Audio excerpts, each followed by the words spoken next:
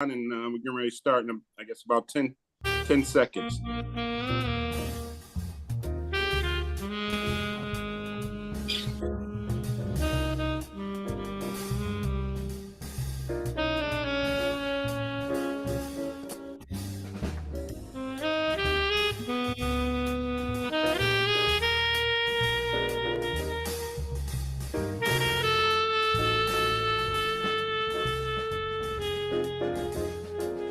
All right, good morning. Good morning, everyone. Good morning, good morning. I would like to say first and foremost, thanks everyone for joining us this morning. Welcome to the Tom Ficklin Show. My name is Gary Tinney, and I'm sitting in for Tom Ficklin. Today's topic is Jazzin for Sickle Cell at Woolsey Hall. Fortunately, we have some world-renowned artists right here who are performing at the event that we're looking forward to. So I would like to welcome today's guests. If you could please introduce yourself, Antone Roney, William Fluker, and Kojo Roney. Good morning, good morning. Good morning, Antone. Good morning. Hey, man. Yes. So I'm Antoine Roney. Okay. And we got Kojo. Is that the way am I pronouncing it correctly? Kojo. Kojo. All right. Pleasure to have you. So if you could just give us a brief, speak a little bit about your careers and what we're doing here. William, if we could start with you to talk about, what is Jazzin for Sickle Cell and why this was put together. Well, Jazzin for Sickle Cell is an effort for us to, support the sickle cell movement in terms of helping to develop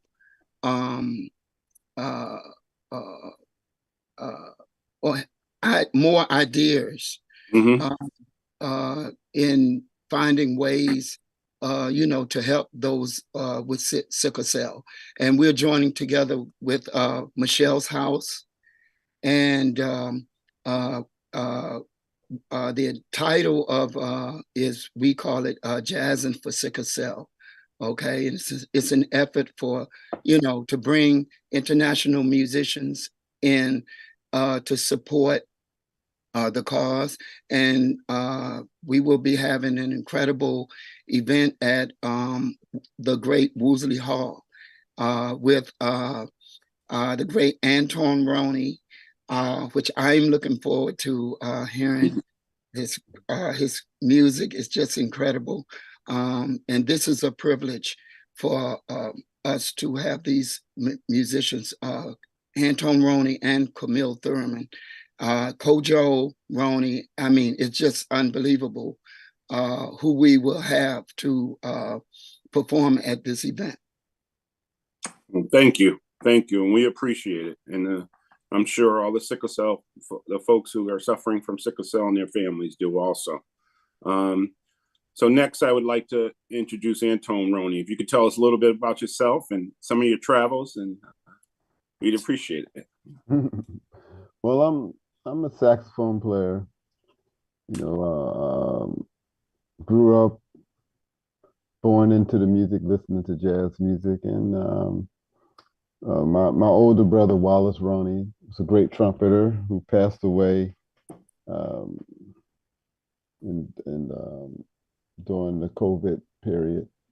And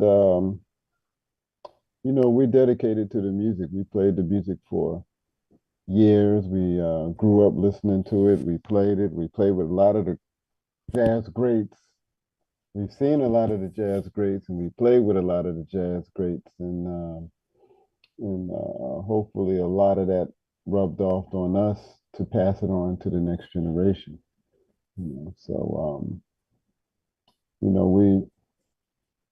We're dedicated to the art. And I got my son who plays drums, and it was interesting because it wasn't he was just born into it. That's his reality, and that's the way from birth he thought it should go, whatever that is. But it wasn't forced on him. He had the mind for it Mm. since birth. So when I recognized it at a very, very early age, I just got him a drum set, put in his room, and closed the door. And that was it, huh? That was it. Oh yes. Wow. Yeah. I mean, I answered questions, and he, he was very enthusiastic about it, and I, you know, his realities were the great jazz musicians. I mean, my some of my best friends were like Lenny White, Buster Williams, and Ron Carter, and all these people, and he just grew up around them. He thought that they was, like the trees out in the forest. They were in his life since he was a baby, and he had Wow. relationships with them, Chick Corea and all them people. He probably know them a little better than me now. He's been around. Did you ever did you get a chance to meet Miles Davis? Or? Yeah, I met Miles, but I wasn't as close to Miles as my brother was. Mm. A lot of the great artists have very particular personalities that you just don't go up to them and say, "Hey, how I mean, you can, but their personalities were very, a lot of the great art. I always tell people, you you have to learn how to be comfortable in uncomfortable situations because when you get around a lot of great artists, it's not um, uh, easy to Mhm. sit around them because they think such on the high intricate level. So in the case of Miles, I've met him a few times, but I didn't jump into trying to make him recognize me or something like that. I'm 3 years under my brother, so Okay. he opened the door to a lot of things, and Right. I was a lot of times I was on the outside looking in on things, but Mm. I wasn't trying to interrupt. Yeah. Well, I always say we stand on the shoulders of kings and queens, and historically, and we look at, we identify folks, and we know that individuals have laid the foundation for us, and we appreciate it. And we Well, appreciate. I was close to people like, Wayne Shorter, and I knew Herbie Hancock. I knew the guys in the band. I didn't really know Tony Williams that much. He was a very intricate personality. Um, but I mean, I was close, and I'm close to Miles's nephew. I play in the Miles Electric Band. Mm. Um, the nucleus of the guys were Miles's band. Bobby Irvin, Darryl Jones on bass, and Mayango on percussion. All the guys that play with Miles, and I'm in that band. And we usually, um, the trumpet chair rotates to different people who they want to present in that band. But Well, one of the reasons why I brought Miles up was, Miles, he did a piece. There's an article pertaining to his life and he suffered from sickle cell disease, and a lot of folks weren't aware of that. So when I saw that and I read the article, I was really taken back by it. It just seemed like everything fit in. But on another thing I wanted to mention, Kojo.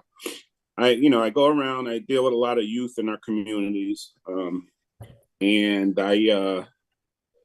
I'm trying to, I find a way. How do you connect with the youth, and especially with jazz? What recommendations? So I think we're going to do some. William, we're inviting a bunch of students from the schools to attend the event because we want them to see how, really what goes into jazz, and so they can appreciate. Not saying they don't appreciate the art, but the thing that jazz does for a lot of our youth. I looked at some programs in New York, and I was like, wow, we really need to tap in these things. And I see Williams doing a lot of work at the schools, which is important, and that we need to talk about. So this is a great opportunity. I would like to have Kojo say a few things. Yeah, I'm not. I'm not sure if I don't know if it's really a simple answer Mhm. to that question. I think for me, as a young person playing this music and being in the industry, and in the community, what's really attractive is seeing somebody like yourself on stage playing with the guys. Um, for me, I mean, I never really hung out with people my age that much when it came to like things that I really like to do, like serious things. Getting into the music and getting deep and into the dirt. I'm always with people that were older than me. So for me, it wasn't really that much of uh, a difference or a problem. But I started to see that when I was on stage, younger people took a liking to the music, because they saw me up there and I was like them, I'm their generation. And I was able to take the music to a exciting, intriguing level where the interest is there, and a lot of young people um, don't have don't have to form themselves um, to fit society. So they're very open in their understanding and observation of what the world is. So something that's a music like jazz or avant-garde approaching music, they younger people, they understand it, because they weren't really taught to fit into society and what's old and what's new, what's trending and what's not. They just take whatever, and whatever is exciting, that's something that they're in for. Their hands and feet in it. So just the fact of me being on stage is something that's attractive, I think. Yeah, and I think William, I think you could speak to that. You have the vision, and you work with the young folks in the schools, and again, you reached out to the some folks recently pertaining to getting that room and making sure that we fill that room with some of the younger generation, so we can expose them to this great art. Can you speak to that a little bit? Yeah. Just to piggyback with what Kojo was saying, Anton Roney, who you see sitting, who we are talking to right now, had it not been for him, I don't know where I would have been, because he had his mind was incredible, and it was kind of like, I don't know how to say it, but he, one thing that always sticks to me is like a child is like an acorn, but an acorn will not become an oak tree overnight. Okay. It takes time to develop, for the child to develop. And when I look back on my life, and I think about Anton Roney always pops up. And because he, I was going one way, and then he introduced me to this great music. And I remember him letting me hear a recording of his brother. And I was actually playing the bass guitar. And I was thumping on it, and I thought I was doing something, but what is that? And I remember those days, and the long story short, but I'm thankful for the Most High for how he or who he put around me to allow me to see the need to grow, and to because this music is it's a teacher, it's in itself, but we need innovators, and such as Antoine, and and I'm not surprised. I wasn't surprised to see Kojo develop, because I seen how he was with me. He was coaching me throughout. I didn't know what was going on, but he was always, and taking me, and we going places and listening to this person, so that's what I see. And I'm not surprised with Kojo being the incredible musician that he is, and human being, and having the type of mind that he has. So that's everything. Well, let me say something to this, because we were young, and William were young. We were in high school, just the beginning stages of high school. I think it was like 10th grade or something like that. And we come from the street life, but you had the music gave us a choice of which route to go. And we came up in a time when, we would listen to a record and those guys were still alive.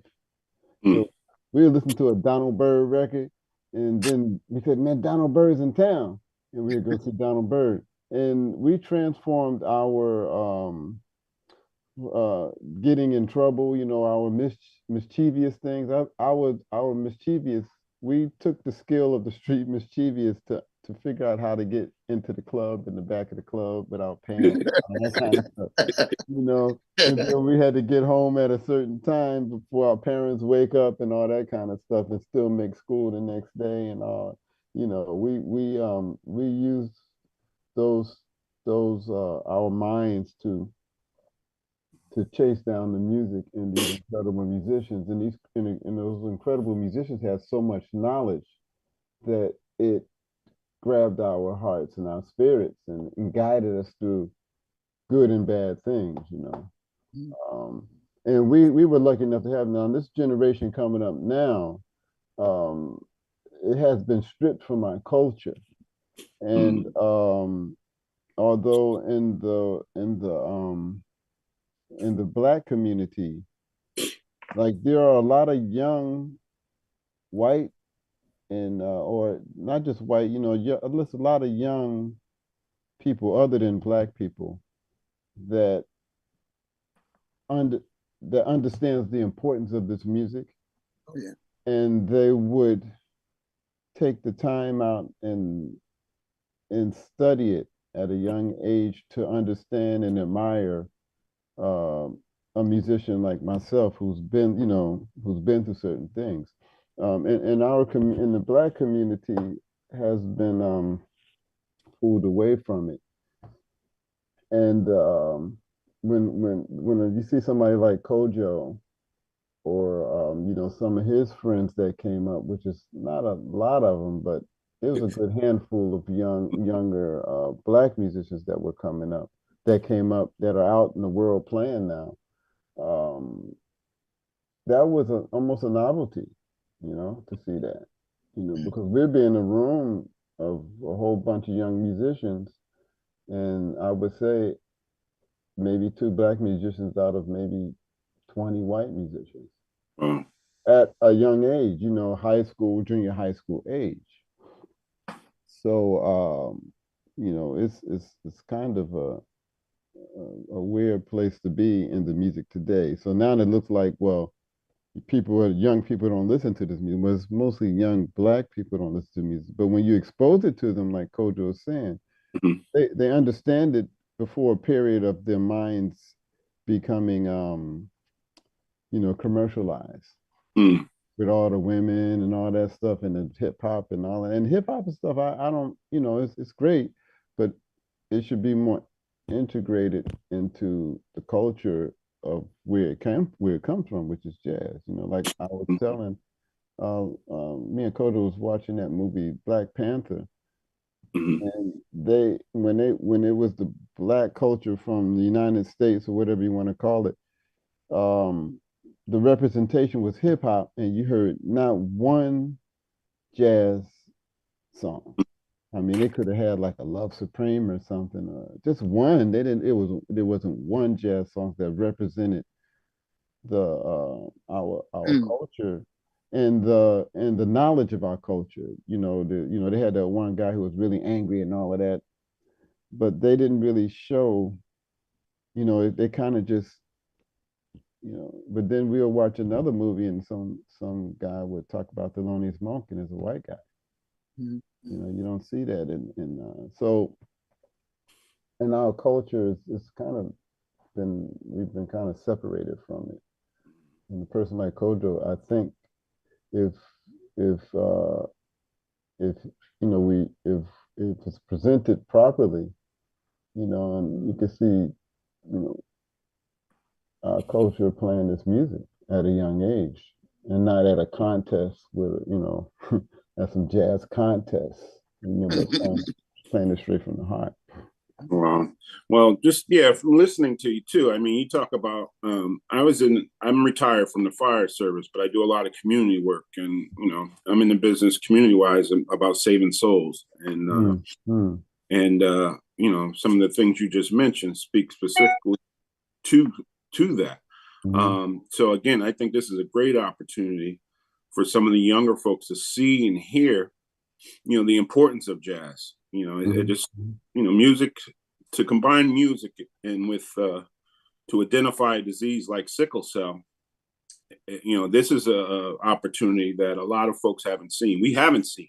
Especially this is going to be held at Woolsey Hall, historic Yale, beautiful place, and we have to learn to get the message out, and this way I think we're going to kind of hit on a few things that you just mentioned, but to raise awareness for sickle cell too, because I'm sure a lot of folks, when you play your music and you write your music, you're thinking about your life's journey, and you talk about mentorship and showing folks the right path. I think Fluker mentioned a couple of things growing up. We all, I was in that same place where I could have went the other way, but I had a mentor.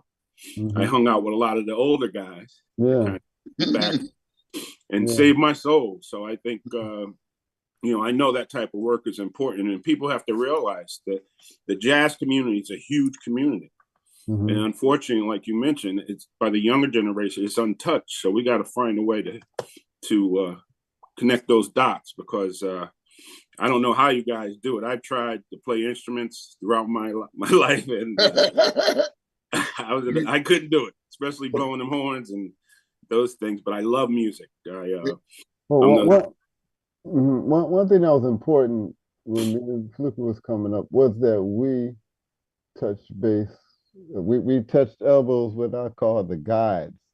To stand around a Freddie Hubbard or Cedar Walton, and not only, because we knew them from the stage and off the stage. So when we followed them guys off the stage, and all of them, they weren't, they weren't like angels, or they were angels in another sense, but not in the sense of being angels. I mean, they were some of the masters of some of the mischiefs of this world. So we had an opportunity to dwell into that world, dark side and light side, and that put us into areas of not just music, but in the science of the mind, because those guys were scientists. You heard them on the bandstand, but when they put that instrument down, their minds were still ticking. There's always something happening next that they were manipulating.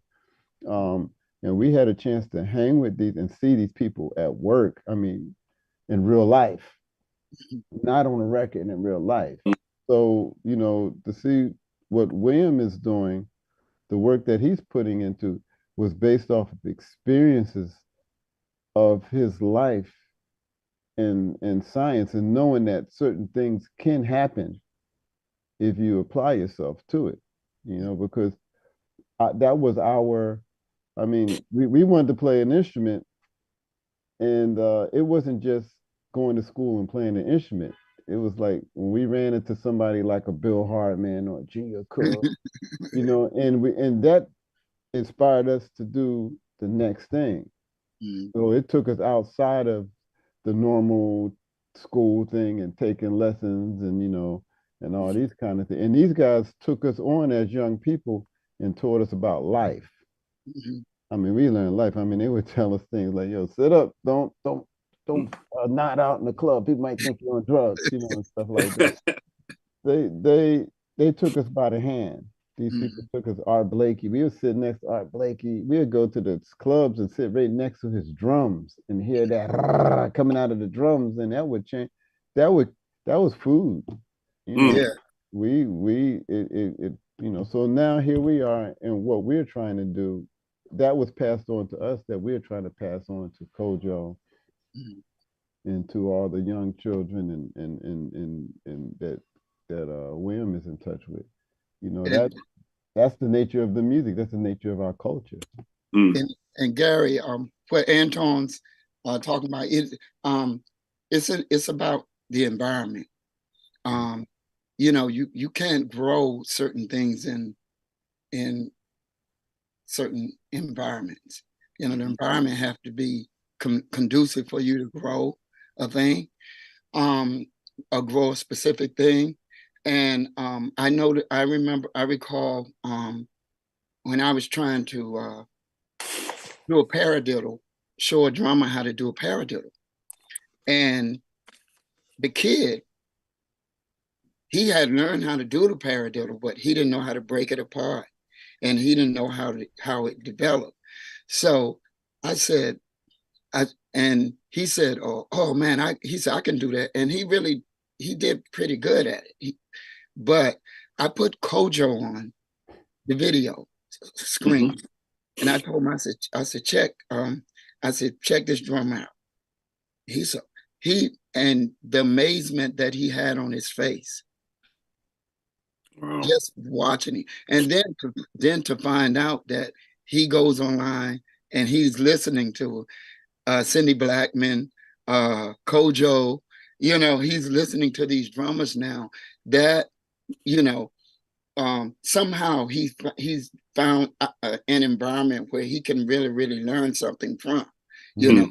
But you have to have somebody like Anton Roney or somebody like Wallace Roney to kind of say, hey, man, you know, you got a good, you know, I remember he telling me, you got a good concept, but you're not playing the changes. You know what I mean? And we know what that means. Wallace would say that to me. He said, you got a good concept, but you're not playing the changes. So, and I would have to figure that out. You know, Right. And I would go and ask some of the older cats, and then I would get upset because the older cats would say, you got to listen. You got to listen. You just got to listen. And I wanted them to give me, tell me how to do it, you know. That's so true. And with that, you know, when today everything is given to the you know, to the young people, they show them how it's this chord and you play that over that chord, and everybody's playing the same solo basically today, or playing the same way, which we had to come up with our own concept of what that was, that gave us our own individuality. Then somebody actually saying, over this chord you play this, and over that chord you play this, and this goes here, you know, and then everybody have devices, which devices are okay, but sometimes I feel like if you listen and you come up with your own devices, you know, you listen to that thing and how you hear it, you come up with your own devices.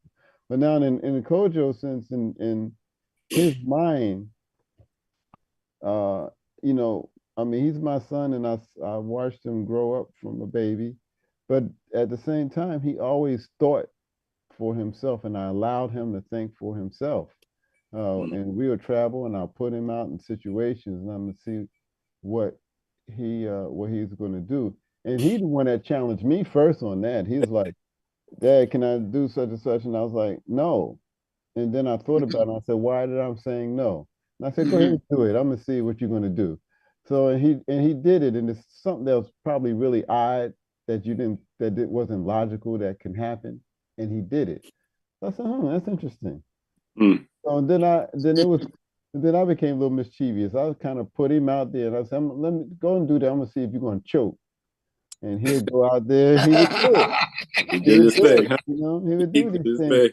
So and then I would see him around his friends, and then it made me understand that young people think on higher levels. They might not know how to communicate it. They think on high levels, and because when he's communicating with his friends, there are certain friends that he had to pull up to the table, like, yo, you got to get your stuff together, or the certain friends he can talk to. So you know, that's the way we dealt with each other when we were coming up. Now, him having the opportunity to travel the world at a very young age and see certain things, he might have been a little bit ahead of the game of understanding results of things. But then he talked to his friends and he pulled their coat to it, and then Mhm. they instantly on that level. Wow. So to talk to him and seeing what's going on in his mind, you know, you talk to me and William, we talk about the past. You Yeah, talk to him, he's going to tell you about now right. in the future. That's the only way that he can think. He don't think about the past. The past is not really that long in his life. Right. Yeah. So he's thinking about bam, and he plays like that. Oh, yeah. Mm-hmm. Well, Kojo, I see you have an instrument in your hand. Can you give us a little taste of that music? Don't put me on the spot. Okay, I won't hold you. But No, it's just a coping mechanism. I got things in my head, and so I'm listening to y'all. I'm just working stuff out. So tell me a little bit about your travels, though. Traveling with your dad, and I'm sure the experiences. You going, traveling internationally. That must have been, and still is a phenomenal experience. You talk about your journey, and again, being able to do this with your father, and I know he's a proud father, and I know you're a proud son.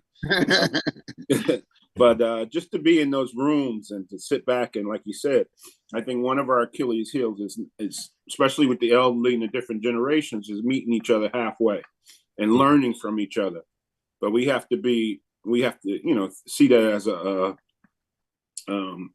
that's a good thing, to sit down and talk to each other and learn. Because I've learned so much from my elders, and I didn't agree with them all the time, but I found out later in my days that they were right, and then sometimes I was right, but most of the time they were right. But if you could just speak briefly to, some of your experiences, one of your favorite places you played music. Yeah, no, I the thing about me is that I always enjoyed hanging out with elders. I love my grandparents. I love my aunties and my uncles and my dad and my mom. And it wasn't really a nuisance for me to hang out with people that were older than me. And I like to challenge people. And so I think that's one thing that elders didn't like about me, that I would challenge them. But um, I never, how can I say, when it was something that I would talk to, older people about, in terms of longevity or something that could happen over a span of time, I always understood that that was something that they learned from on the spot. And I always trusted that fact. But when it was something that was instant or something that could happen in 2 seconds, I'll challenge them. I'll see, well, you sure about that? Because we could get that done now. See if that works. And so, but when we're talking about something over a span of 10, 20 years, I'm not going to argue with you about that, because I was only years, but yeah, I always enjoyed hanging out with people, no matter the age. And and hanging out with my friends, it was all the same thing to me.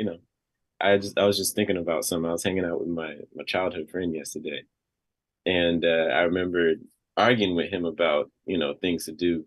Like, yo, man, what you gonna do for your birthday, man? He's like, I'm gonna go to Six Flags. Or what you want to do? You want to go to a trampoline park? And I remember I think it was my maybe 12th birthday or something like that. For us, 12 was a big number. We, going back as friends, 12 was our number, So he's like, "Yo, you put in 12, man. Come on, let's go and do something. Let's go to Six Flags. We've never been to Six Flags before," or something like that. And then my uncle called me to do a rehearsal.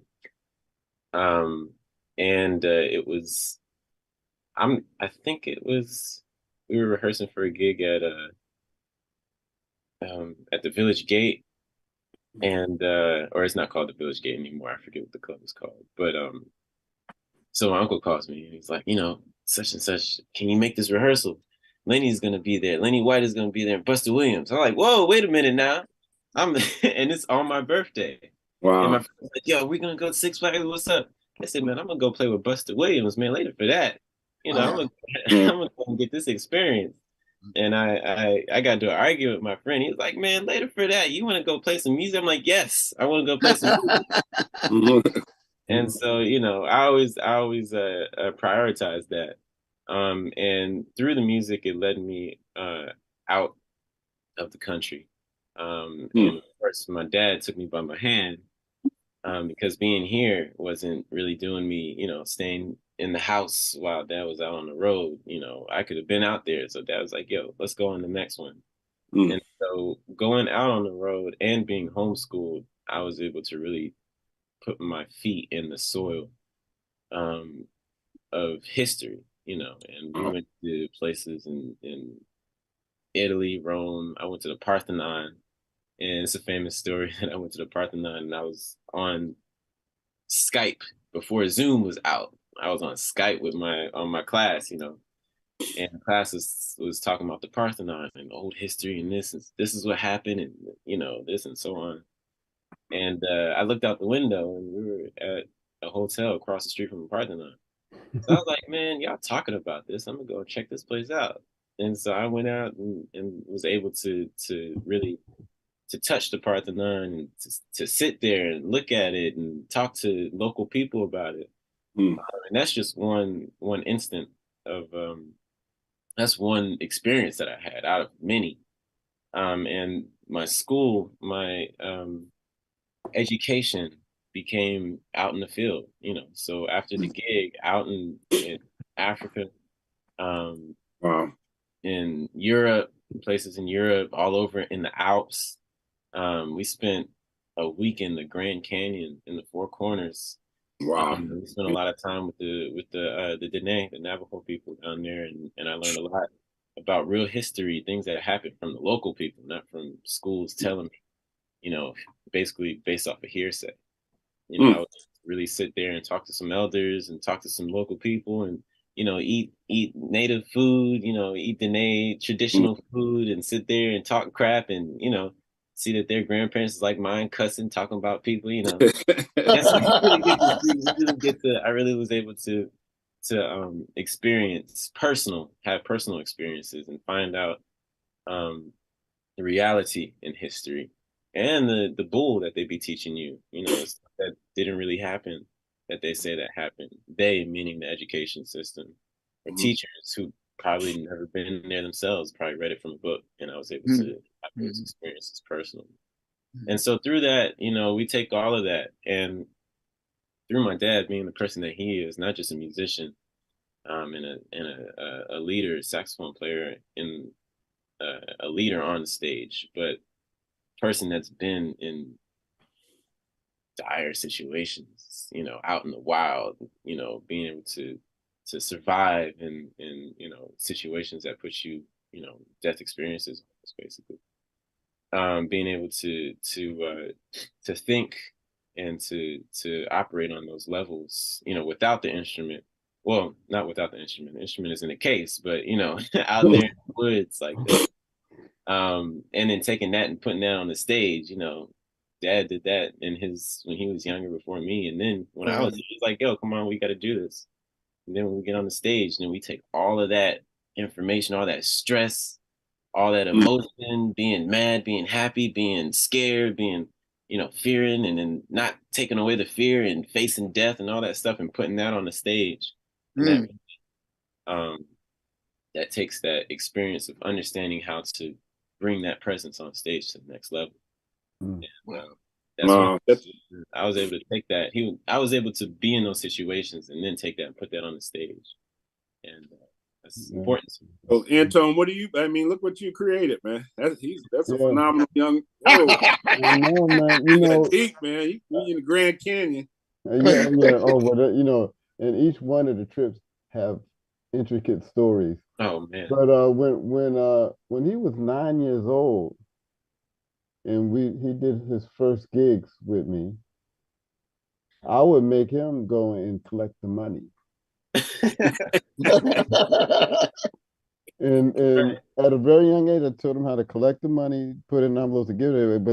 But he had to confront, and the people didn't dig it. But you know, he had to confront the people like, where's the money? Mm. You know, Oh. and that's a lot of stories in Where's that. the money, Jerry? So, as you know, as he got now, what's interesting is that all the music and friendships, with people like William and all kinds of people, and the conversations that we have on the road is always about life. Kojo took thought in it and wound up at this point now, and he wrote a book. He's on his second and third book. Wow. It's in Amazon, and it's I mean, he could tell you about it. It's really on another level mentally, and he taken a lot of history and putting it into like a science fiction book that he's been writing and drawing. He draws he creates the characters, and it's pretty intense. That's amazing. Mm-hmm. Now, have any of you ever played at the Woolsey Hall? Is this going to be the first time? I'm not sure. Have I played there? I think I did. You played at Sprague Hall. I played somewhere with Elvin Jones. I don't know, where did I play that. When I played with Elvin Jones was in a big hall. I don't know if it's Woolsey Hall. Willie Ruff had put together this performance, and Elvin Jones was the with Elvin Jones band, and it was a big theater. I don't know exactly where, if it's the same place or not. Okay. It's a big theater. Flute. So, how do you see this? I mean, I keep bringing up with the opportunity to expose our youth again. Now, what kind of programs are you doing at the school, and where? You mean At the oh well, we have all kinds of programs going on and they're actually I've been fortunate to be able to kind of extend what was going on in the New Haven public schools to other schools as well. And me and my wife, we put together a company called Inspire Music Group, and what we realize is that the environment is, we have to have an environment.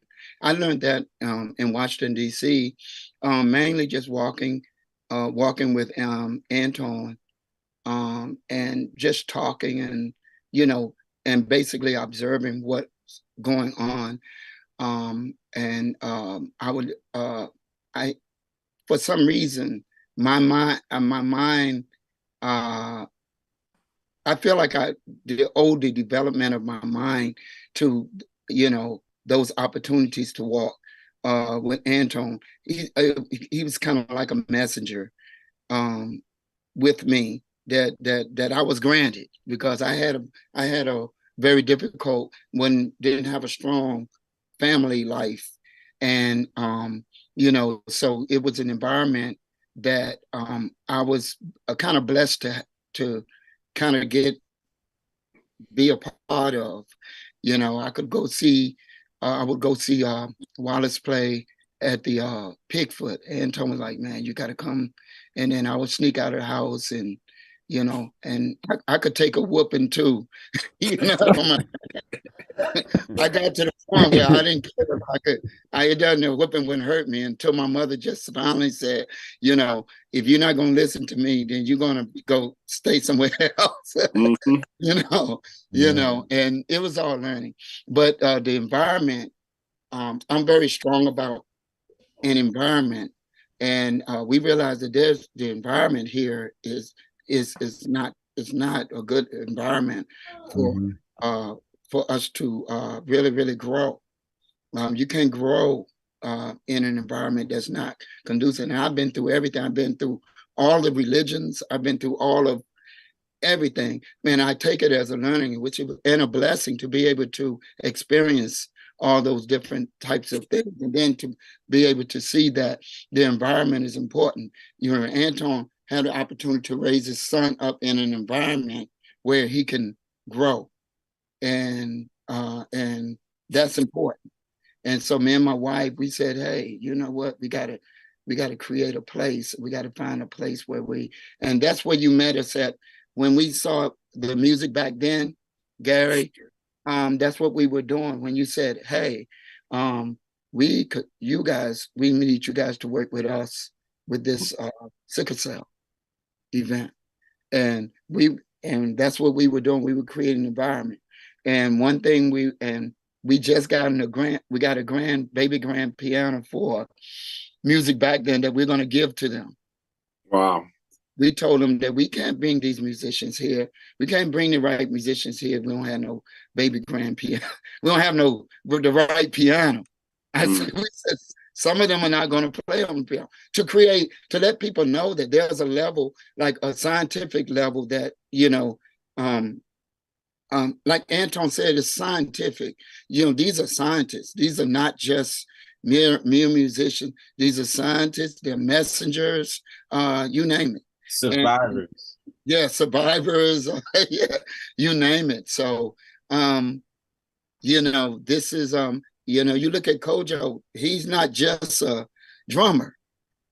You know what I mean? He got a mind that that can allow other people that if other people can access him, he can lead and guide a person in a way that they could go, that be a positive way for them, and allow them to survive in the environment that they're in, or to grow out of that environment into another, and enter into a better an environment where they can really grow. Wow, that's amazing. So, I think we got about 10 more minutes, maybe, or 5 more minutes. But I mean, this is just phenomenal. Mentioned how we met. I went to one of his venues, and I was just taken back by, here I am, 58 years old. I was like, wow, this is phenomenal, because you're not, like you said, you're not only a performer or entertainer, you're telling a life story. You're performing, and you're bridging that gap. You're making, like, right now, I'm just so amazed, and some of the things that Kojo said too is just wow. We need to get him in front of some of our young folks in these schools. Maybe we get them down Friday. I'll say this one thing. I like to preach. This conception about me, not just me, but a lot of especially Black people in America. We got intense ancestors, and so for me, I have to represent my mom, my dad, my grandfather on both sides, my grandmother on both sides, my great grands. I mean, like my people are very intense. Wow. Very, very intricate people. And so for me to just be bottom tier of what people before me were, I have to do a lot of work. And so really now I'm just now starting to get to my own thing and to really push off from where I come from. But I had to do a lot of studying, do a lot of background checks, a lot of understanding of who I am, starting from what I was told from my grandparents, my mom, my dad, and so on, what was passed down, then go on forth. So we got a lot to represent, for you. Wow. Yeah, I could see you guys touring, not only playing music, but talking about life story and the importance of fathers in our lives. And in your book, what's the title of your book? The title of my book is Ghost Babies. Sci-fi history. It's kind of sci-fi. I don't think it's sci-fi, but again, that's that. Those are things, like, we get you in front of people. Like with Fluke, when we met that day. Well, we met before, but when I mentioned that about sickle cell, I'm just trying to think of a way to get people in the room to embrace how sickle cell affects our communities. I mentioned it to Lisa, Fluke's wife, and once I mentioned it, I get a call a few days later. Oh, we're ready to do this. I'm like, what? Now, there's a lot of people that have illnesses that the music cured. And you know, in the sense you could say from Miles Davis, who didn't let anything stop him from what he did. Close friend of mine, Lenny White, who's have sickle cell. And I have another friend. His name is Clifton Anderson, he's a trombone player. He's Sonny Rollins. Oh, Clifton. He's Sonny Rollins' nephew, and he had asthma, very bad. He had a very bad asthma problem, and it was suggested that he play the trombone. He said a trombone cured his asthma. Wow, that's amazing. And he's one of the great trombone players. Amazing. I think that's what happened to me too, man. I had bad asthma. Yeah. When we went out on the road, I was good. Nut allergies and everything. I came back, I was cool. That's amazing. Okay. So the arts are very powerful because you get a chance to use your own mind and control your mind, if you're in the right place in your mind. And a lot of these elements, you can live another day, depending on your mind. You know, if you don't give up, you got something to do, or you kind of, it's really interesting. I've seen a lot of people get over illnesses. That's all Blakey always said, get me to my drums. You know, the last time they couldn't get him to his drums, but he said, if you get me to my drums, I'll be all right.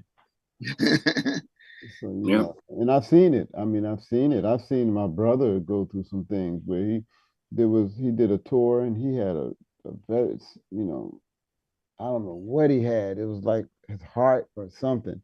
And they called the paramedics in the dressing room. And they're like, yo, man, you need to go to the hospital. He said, well, let me do this concert, then I go to the hospital. We went on the stage, nobody even knew that anything was wrong. And he played incredible, you know. And I've seen it. I mean, in myself, I remember there's times I've been on the road and I'll be out. I couldn't do nothing. I'll be like, I don't know, you know. And once I get on the bandstand and finish the night, I'm cured. We both did a gig. We did a gig a long time ago. I don't know if you remember. Yeah, you probably did. And we caught the flu 2 days before the gig. And this shit was not no regular flu. This was some different stuff right here. And we were out. I was done. But we had to get on stage. And we got on stage and that stage was rough. And in the middle of the gig, and we were playing duo. It was just me and Dad. In the middle of the gig, something just happened. And the level started to rise. And like, you know how you get like pressure in your head? I had pressure in my head. It was killing me. And then it just released and we went. And at the end of the gig, we were sweating. Everything was out. It was done, you know. So you know, the sickle cell, I think this is an important concept for that. And I'm hope that it will open the door for people to listen to the arts with, you know, to collaborate the arts and you know, creative arts, you know, and healing and sicknesses, you know. Well, we got 2 minutes left, but I tell you, I just felt like I just read a book. Hey Gary, I want to make one note also that's kind of like it's an incredible thing. We didn't realize that the sickle cell was on Coltrane's birthday. Wow. It's on John Coltrane's birthday. And you know, I looked around, I said, wow, we got saxophone, we got, you know, it's just kind of amazing. So our event is September 23rd. It's a Saturday at 7 p.m. at Woolsey Hall. And in closing, I just want everybody just to say a little something before we get off air here. Well, it's been a pleasure, and I hope to see, you know, people come out with an open heart to receive this music. Yeah, Thank you. Be there, be square, and bring the children. Bring old people, be the people, and bring the people who have money too. Oh yeah, people will be there. It's going to be a great event. Going to be a great time. You know, I'm looking forward to it. Yeah, I mean, we're getting so much support. especially through a lot of our sponsors. And, I'm getting calls every day pertaining to, folks looking forward to it. We need, especially coming out of this pandemic, we need to soothe our souls. And I firmly believe that this event will definitely do that. Again, exposing the plight of sickle cell and the music, just how the healing effects of music. Just from listening to you guys this morning, I know that we're going to reach some folks, and we're going to save some souls. Yeah. And that's always the mission. Save some. Yeah, and I just again want to thank you. I want to see everybody September 23rd, Saturday. Yeah. Looking forward. 7 p.m. at Woolsey Hall. Thank you, Gary. All right, well, thank you. Thank you. And Gary, you're very good at this. Oh no, I'm learning.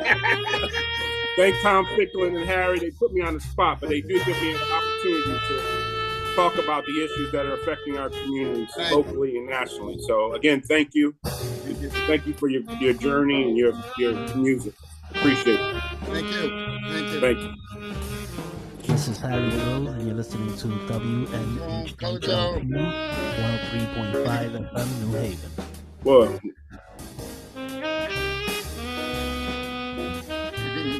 again, thanks, Harry, too. You guys are great.